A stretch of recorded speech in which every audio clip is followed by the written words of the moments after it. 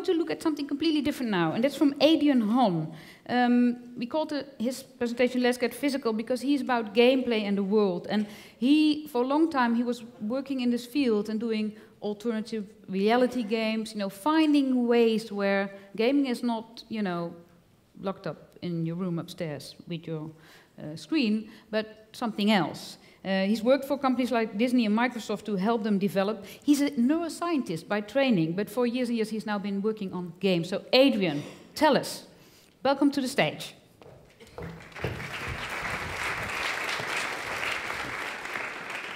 Thank you very much. I'm going to try and keep it fast because I know that everyone wants to have lunch, and I do as well. So I'm Adrian Hon. I'm CEO and founder of Six to Start, and we make games that make exercise more fun. So I'm sure a lot of people here have Fitbits, and they have Apple Watches, and they have MyFitnessPal and Runkeeper, and all these other things that are meant to, encourage you to walk more and run more and lose weight and all that sort of stuff. And those are really useful, but they don't actually change the exercise itself. So when you go out for a run, when you go out jogging on the treadmill, it's still, boring, or it's still painful, it's still tedious, that sort of thing. And what we're trying to do is trying to make the act of exercise more exciting. So how do we do that? It's through a game called Zombies Run. How many people have heard of Zombies Run here, by the way? OK, that's good. A lot of people. So Zombies Run is a game for iPhone and Android. And the way it works is you get your phone, and you put on your trainers, you put on your T-shirt, you put your phone on your arm or in your pocket, and you put your headphones in, and you go for a run. So you're not sitting on the sofa. You actually physically are running or jogging or walking. And we use a device's GPS or accelerometer to track how fast and how far you're running, and we turn that into a game through your headphones. So we put you into a zombie apocalypse. You are runner 5. It's your mission to run, to collect supplies, to rescue survivors, and to find out a cure for the zombie apocalypse. So it's really important to say, at this point, that it's not just a game where you're running along when you hear groans and you have to run faster, because that would be interesting for like one run, and then you get bored. Instead, we have this big story with over 200 missions, 2,500 minutes of audio, 40 hours of audio. It's something that people have run 3,000 miles to. So it's as big as a story as big as Game of Thrones or Harry Potter. And there's a lot to it. So for example, when you go out on your runs, you collect supplies, and you use these supplies to go and build up your base. So there's a nice virtuous circle about going out and wanting to get more and being able to build more. And we have lots of different types of running as well. So we've got story missions, but we've also got location-based missions, and that sort of thing. And so it's very different from a lot of other running apps. Because when you have Runkeeper or Runtastic or Endomondo or all these other apps, they help you monitor your performance. They tell you how fast you're running, how far you've run. But they don't necessarily, for a lot of people, make you more excited about running. And what we try to do with this is to make you excited, not just when you're getting chased, but when someone says, we need you to go out now because there's a lost child in the wilderness, and if you don't get there in 20 minutes, then the zombies are going to eat the child. Now, obviously you know that it's not real. Obviously it's just a story, it's just make-believe, but it makes it more interesting, and it makes it more exciting. So for example, with our chasers, when you get chased by the zombies, you actually have to speed up. You have to increase your speed by 20%. So if you're walking, you have to jog. And if you're jogging, you have to run. And if you're running, you have to sprint. So it's like interval training, except it's more exciting because you've got zombies. And when they catch you, you don't die because it's just a game. You just lose some of the supplies you collected. So you do want to try and escape them. And we have all the things that a normal running app would have. So we've got an online service that allows you to go and see your runs, your maps. This is a run that I did back in my hometown in the UK. and you can go and read up on the story and all these different things. And this game, it's been out for 3 years. We have 2 million sales and downloads. So it's the most popular fitness game on smartphones ever. And it's a number 5 running app in the US. So it's, it's pretty big. And we have a massive community of people who play every week, who play every month. And they do all sorts of, they're really into it.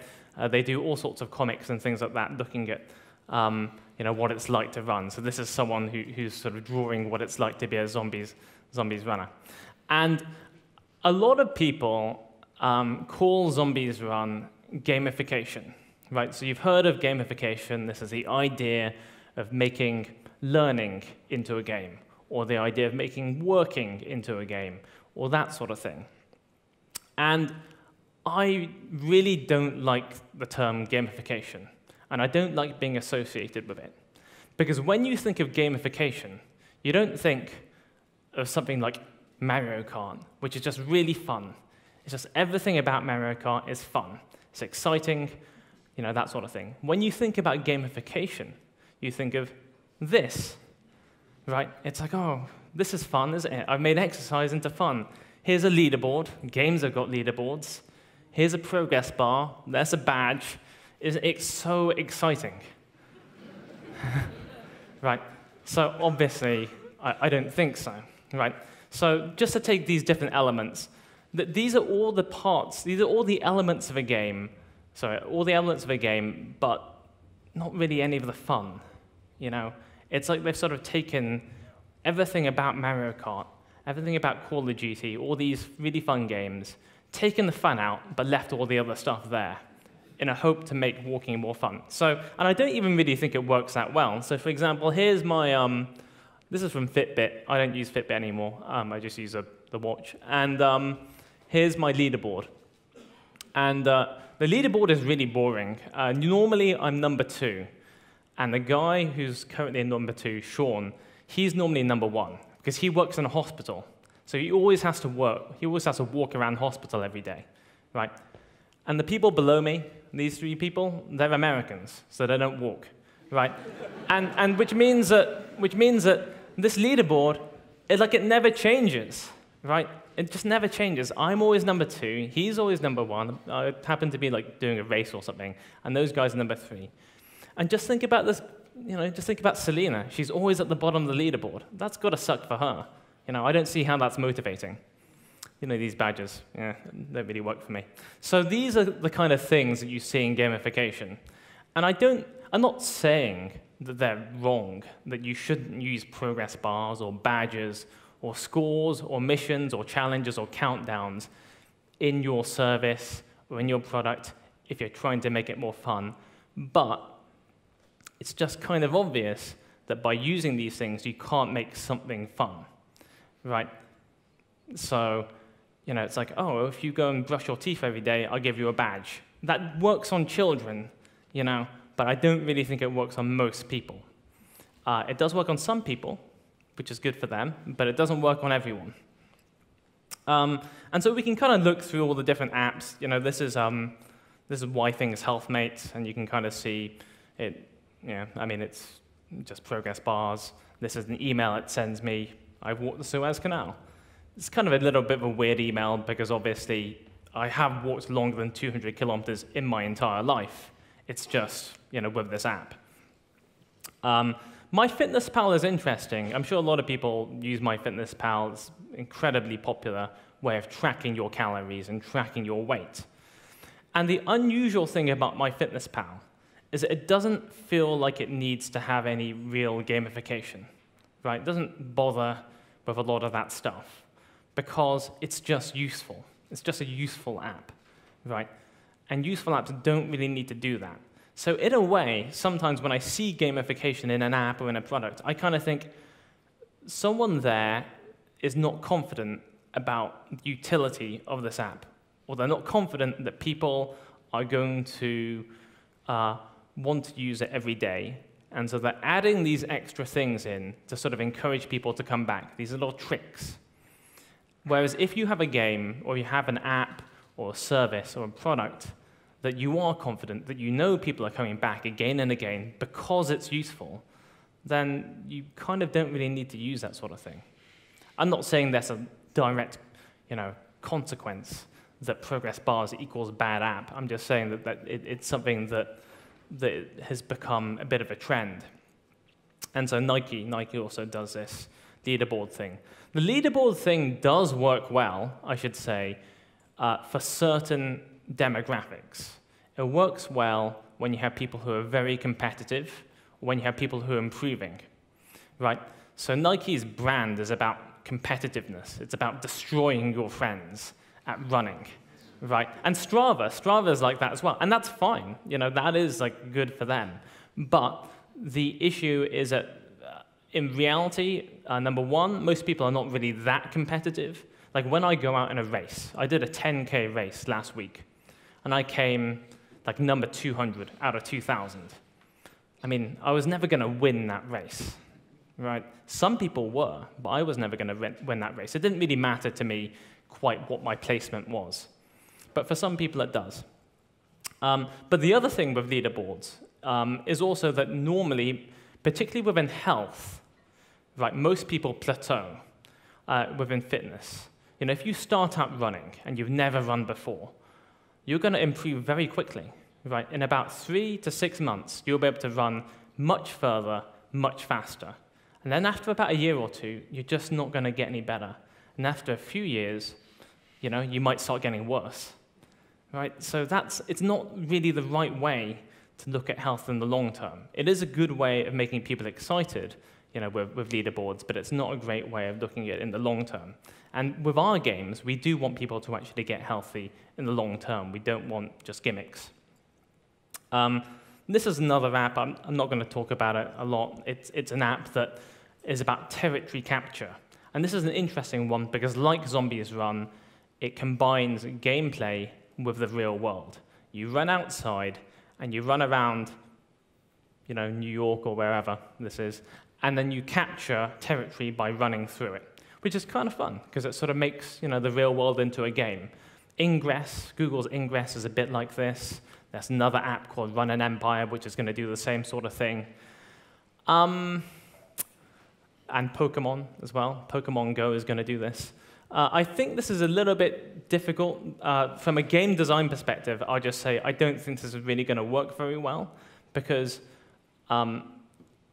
if I'm in London and I'm running around Hyde Park, and I can run, let's say, 10 kilometers a week, I can capture a certain amount of territory. But if there's someone there who's like incredibly fit, who can run 50 kilometers every week, they're just going to destroy me every single week. Like, I'm going to have no territory. It's boring for them, and it's boring for me. So this is kind of like a real-world leaderboard, but almost worse, because the person who's beating you lives next door. So, you've got to be very careful about designing this stuff. It looks cool. It looks really cool. But this stuff has never really worked very well in the long term. This is Wii Fit, the most successful fitness game ever. They sold, I think, 20 million copies of Wii Fit at $100 each. She must be a Nintendo shareholder because she's very happy. That sold $2 billion. Wii Fit is kind of really interesting because it did try and make the act of working out more fun. Some of the games in it were kind of interesting. You would have to sort of tilt left and right to sort of head balls coming in at you. You would ski. I think this person's probably skiing or something. The problem with Wii Fit, unfortunately, is that it didn't really result in a lot of calorie burn. Because I got a Wii Fit and I jacked it up to the maximum exertion. Give me everything you've got. And the amount of calories they burned was less than what I would have burned if I went out for a walk. Like a fast walk, but like just a walk. So it's fun, but it doesn't actually get you fit, which is why no one uses Wii Fit anymore. This is another game, Dance Dance Revolution, which is really interesting because it's not a fitness game, right? It's kind of a dancing game. I mean, that's not really dancing, but he's like hitting the arrows on the pads as they move up towards the top, right? So as the arrows get to the top, you go and hit it. So it's a bit like line dancing. It looks like river dance, I guess. And it's really fun if you're into this sort of thing, because it's musical. You have to have good rhythm, you have to have good coordination. And it's not a fitness game, although you can imagine if you are working out as fast as this guy is, he's got a fan there, he's sweating, then you are going to be burning a lot of calories. And I actually really like this game as a fitness game because it's fun enough that you play even if you don't actually want to get fit. Right? It's just a fun game where you happen to get fit. And it's not as energetic as running, right? It's easier to do than that, but it's still pretty energetic. And actually schools use Dance Dance Revolution in some schools in America, in order to get people fit. So we made a range of games. I've talked about a lot of other people's games. We made a range of games. We made Zombies Run. We also made a walking game called The Walk, not very imaginative. They made a film of it now, amazing. This was funded by the Department of Health and the NHS in the UK. It's the first smartphone game that they've ever funded. And this basically is an all-day walking tracker. So it's a bit like a Fitbit in the sense that it uses your phone to track your steps throughout the day. And as you walk, you unlock an audio story, a kind of spy thriller that lasts for about 10 weeks, I think. And so during those 10 weeks, you walk 500 miles. And we sort of chose those times because some research shows that you need about 8 weeks to change your daily habits and make people kind of walk more every day. So that's kind of one way in which we're trying to make exercise more fun. Another one is superhero workout. So this is our attempt to make the 7-minute workout, to make home workout more interesting. So instead of just doing kind of jumping jacks and press-ups, we turn you into kind of a superhero.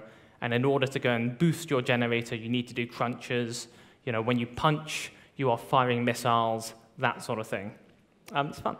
And when you do wall sit, you're sort of avoiding debris. And we have these really sort of high-tempo, energetic 8 or 16-minute missions where you're doing a lot of working out, and you're burning a lot of calories. And finally, we have this game Step by Step, which is for families. And this sort of combines kind of addictive cookie-clicker gameplay with walking. So instead of walking 10,000 steps in a day, we need you to walk 1 million steps in a day. So how do you do that? Well, you go and buy animal companions, and these companions add their steps onto your steps. So with every step, you walk 10,000 steps, or something like that. So this is something that we've been doing for 3 years. It's really hard, actually, to do. We've made a lot of different games. Zombies Run is still our most popular one, because I think we've hit the right combination of excitement and a game that people just kind of laugh at, and they get it immediately, and that's what you guys did. And something that 2 million people have downloaded. And it's really lovely and really rewarding to work on a game where you know that it's making people's lives better. Like there's no, well, we're using Snapchat to make people's life better, I guess. But Zombies Run gets people fit. We've had people say things like this: new personal record, 36 minutes, thanks to Zombies Run. This person has run 470 kilometers with Zombies Run. And this person, this is the most favorite one, one of the best ones we get. A lot of people, when they try running, they just give up because it's just boring and painful. They try running for 15 minutes and they give up. But with our game, they're able to keep going for the whole 30 minutes, which is good. So, thank you very much.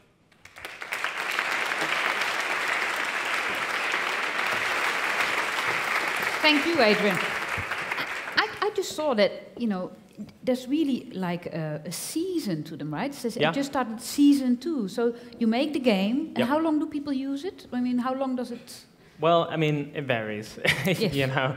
But we're up to... How many episodes does it have? We have 200 episodes. We've just almost completed season 4, and we're going to be starting season 5 next year. Okay, and it's got new storylines for every season? It's got new storylines for every season, yeah. And are people really interested what will happen next season? Oh, I mean, it's a big reason why people play. Like, we've had people who say, you know, I went for another mission because I need to find out what happens next. You know, so, you know, just like when you're watching Game of Thrones or something like that.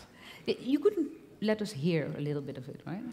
It's probably too much to ask not, right now. Not right now, yeah, but maybe. we have to listen to Zombies Yeah. Run. It's really, really funny. I mean, I know you're trying out other activities, but I mean, running seems to be the most popular right now. Well, are there other sports or movements that... I mean, running is most popular because it's really cheap to do, and anyone can do it, and you can do it anywhere.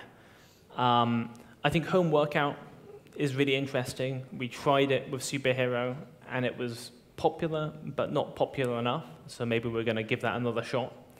I think the thing is, with a lot, you know, the 7-minute workout challenge is one of the most popular apps on the App Store, but I don't think people actually use it for more than a week or two. So I don't want to make a game that just sells like 1 million. You know, I want to make a game that people actually use, and that turns out to be really hard to do. Okay. So how many the users stay on, and you are so we have about, so I said that, so the game came out almost 4 years ago now, and we've had 2 million sales and downloads, and we have over 300,000 monthly active users. Okay. Well, thank you very much. It's very good to hear you.